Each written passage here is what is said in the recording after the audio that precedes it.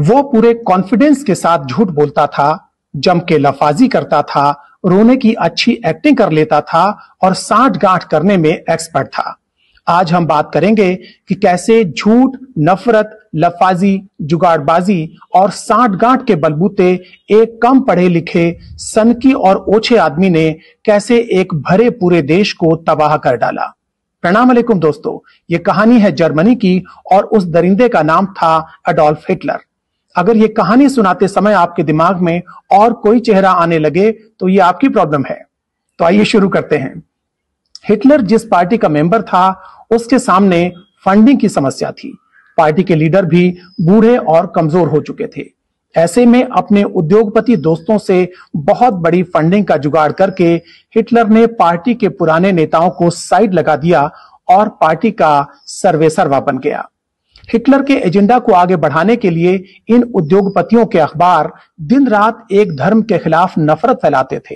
ये लोग क्या खाते हैं, क्या पहनते हैं, इनकी संख्या बढ़ रही है, ईसाई लड़कियां इनसे शादी कर रही हैं, ये सब चर्चा किया करते थे और साथ ही साथ हिटलर की महामानव जैसी इमेज पेश करते थे। जबकि हिटलर बहुत ही औसत बुद्धि का, बहुत डरपोक, सनकी और कुंठित आदमी था। वो शारीरिक तौर पर तो कमजोर था ही, मानसिक रूप से भी बीमार था। लेकिन हिटलर के पास कुछ हुनर भी थे। वो सफेद झूठ, लफाजी, नाटकबाजी और साठ गांठ में एक्सपर्ट था। वो हाथ हिला हिला कर, आंखें नचा नचा कर भाषण देता था, जिनमें तथ्यों के बजाय झूठ और बतौलेबाजी भरी होती थी। हिटलर हर पुरानी अच्छी चीज को नापसंद करता था। वो नया जर्मनी बनाने का नारा देता था। सब पुराने नेताओं को लगातार कोसता रहता था। पुरानी संसद में आग लगवाकर उसने संसद भी नहीं बनवा ली थी। और एक दिन संविधान को बदलकर वो एक साथ देश का चांसलर और प्रेसिडेंट यानी प्रधानमंत्री और राष्ट्रपति एक साथ बन गया।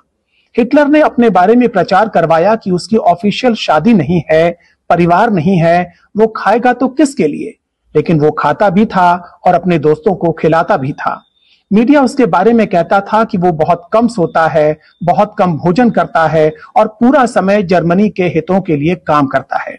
जबकि उसका ज्यादातर समय साजिशें करने में, मेकअप करने में, फोटोशूट करने में और भाषणों की रिहर्सल करने में बीतता था। हिटलर शाकाहारी था लेकिन हत्यारा था। उसे सजने संवरने का और अलग अलग पोज में तस्वीरें खिंचवाने का बहुत शौक था।